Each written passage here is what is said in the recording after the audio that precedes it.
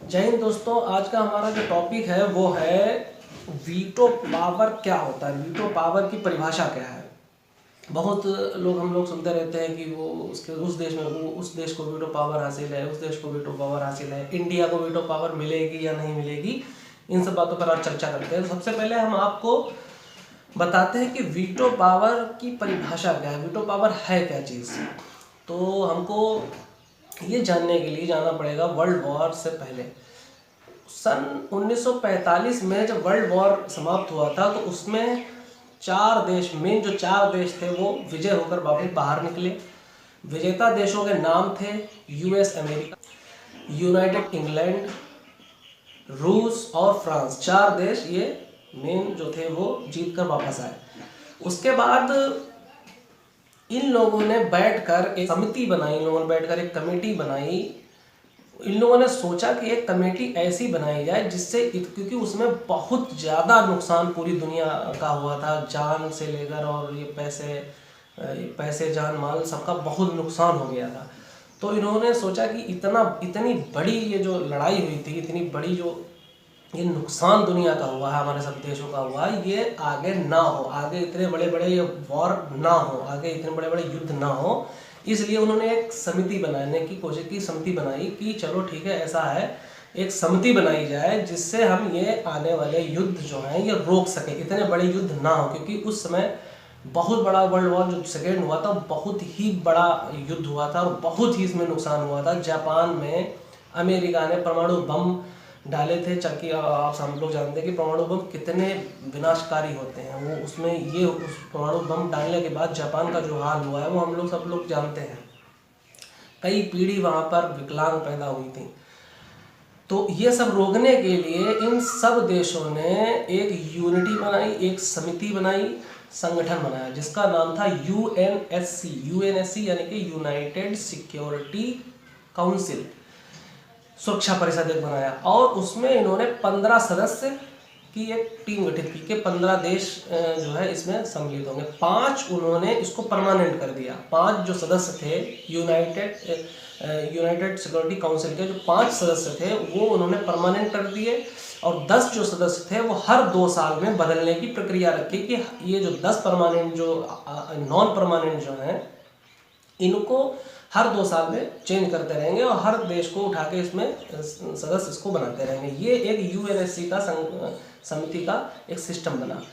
तो जो वो 5 परमानेंट जो सदस्य हैं, जैसे कि अभी इसमें मान लीजिए केंद्र में जो सरकार है वो 275 सीटों पर बनती है, उसमें प्रधानमंत्री एक बनाया जाता है, लेकिन उसमें एक कैबिनेट होती है जिसमें वो कैबिनेट मंत्री होते हैं। इसमें रेल विभाग है, विदेश मंत्रालय है, ठीक है, गृह विभाग, ये सब चीज़ें हैं। ऐसे ही ये एक 15 सदस्यों का जो एक यूनिट बनी, ये जो सिक्योरिटी काउंसिल बनी थी, उसमें 5 जो थे वो कैबिनेट थे, उसी को ही परमानेंट सदस्य कहते हैं या उन्हीं को ही ये वीटो पावर हासिल है। अब हम बात करते हैं कि वो वीटो पावर है किसके पास और किस वजह से क्या हुआ। सन 1945 में दूसरा वर्ल्ड वॉर जब समाप्त हुआ था, जब ये 4 देश ये जो जीत के वापस आए थे, जिसमें फ्रांस, रूस, यूएस अमेरिका और यूनाइटेड किंगडम था, इन 4 देशों ने अपने आप को परमानेंट सदस्य घोषित कर लिया था, यानी कि यही 4 देश वीटो पावर बन गए थे। उसके बाद एक जो वीटो पावर उन्होंने कहा कि एक देश जो है हमको इस क्षेत्र से लेना चाहिए, यानी कि जिधर ये इंडिया और चाइना और पाकिस्तान और श्रीलंका, बांग्लादेश, ये जो एरिया था, उन्होंने कहा कि ये एक जो परमानेंट सदस्य है हमको इस क्षेत्र से लेना चाहिए। तो उन्होंने सबसे पहले ऑफर किया था हमारे इंडिया को। उस समय पंडित जवाहरलाल नेहरू जी प्रधानमंत्री थे। सन 1945 के बाद की यह बात है। सन 4 से 5 साल की प्रक्रिया चली थी। उसी वक्त हमारा देश आज़ाद हुआ था। सन 1950 तक आते थे पूरी तरीके से ये देश हमारा आज़ाद हुआ। उसी टाइम पर ये हमारे पंडित जवाहरलाल नेहरू प्रथम प्रधानमंत्री चुने गए थे। उसी टाइम पर ये हमको न्योता मिला था कि आप वीटो पावर ले सकते हो। लेकिन जब इनको ये बताया तो हमारा देश बहुत ही कमज़ोर था, हर तरीके से कमज़ोर हुआ था। बिल्कुल नए नए हम लोग आज़ाद हुए थे, तो जितने भी ये जो अंग्रेज़ थे वो सब हमारा ये सब सोना चांदी पैसा जवाहरात सब लेके चले गए थे, तो हम बहुत कमज़ोर उस समय थे।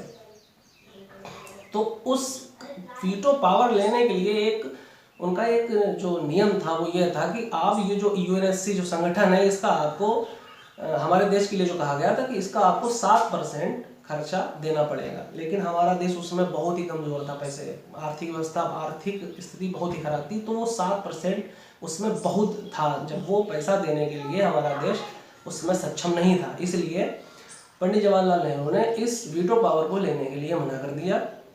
और उस समय इंडिया और चाइना की बहुत ही पक्की दोस्ती थी। उस समय हिंदी चीनी भाई भाई कहे जाते थे और इस दोनों संगठन को नाम दे दिया गया था चिंडिया। यानी कि पंडित जवाहरलाल नेहरू ने चाइना के लिए कह दिया कि हम इसका खर्च उठाने के लिए सक्षम नहीं है, आप चाइना को इसमें सम्मिलित कर लीजिए। तो चाइना उस समय हमारे देश से काफ़ी सही था, आर्थिक स्थिति उसकी सही थी, तो उसने ये वीटो पावर ले लिया। तो 5 सदस्य यानी कि 5 देश ऐसे बन गए जिनको वीटो पावर दे दी गई। और 10 जो नॉन परमानेंट सदस्य थे वो हर बार बदलते रहते हैं। इस समय हमारा देश जो है 2021 और 2022 2 साल के लिए हमारा जो देश है इंडिया वो नॉन परमानेंट सदस्य है यूएनएससी का। अब हम आपको बताते हैं वीटो पावर होती क्या है। अब वीटो पावर में 5 सदस्य जो आपको पता ही चल गए हैं, फ्रांस, रूस, United kingdom, England, US, America और चाइना, ये 5 परमानेंट सदस्य हो गए। इन्हीं को वीटो पावर प्राप्त है। और बाकी जो 10 नॉन परमानेंट सदस्य हैं उसमें हमारा एक इंडिया भी है, संयुक्त राष्ट्र अरब भी है, बहुत से देश उसमें हैं। हर 2 साल में वो चेंज होते रहते हैं। वीटो पावर की मेन परिभाषा ये होती है, वीटो एक लैटिन शब्द है जिसका मेन जिसकी जो मीनिंग होती है हिंदी में वो ये होती है कि मैं इस प्रस्ताव पर सहमति नहीं देता हूँ। उसका ये मेन मतलब ये है। वीटो पावर का मतलब होता है कि किसी भी प्रस्ताव पर वीटो लगाना, यानी ये किसी भी प्रस्ताव का इनकार कर देना, ऐतराज कर देना, उससे एग्री ना होना। वीटो पावर का मेन जो अर्थ है वो ये होता है। सबसे अब इसका यूजेज आपको बता दें, सबसे ज़्यादा इसको 143 बार जो यूज़ किया है वो यूज़ किया है रशिया ने 143 बार। दूसरे नंबर पर यूएस अमेरिका ने 83 बार यूज़ किया है, फिर किसी ने 45 बार, किसी ने 18 बार, किसी ने 17 बार यूज़ किया है। तो वीटो पावर का मेन अर्थ होता है आई डोंट एग्री, यानी कि मैं इस चीज़ से सहमत नहीं हूँ। बस ये वीटो पावर का मेन अर्थ होता है।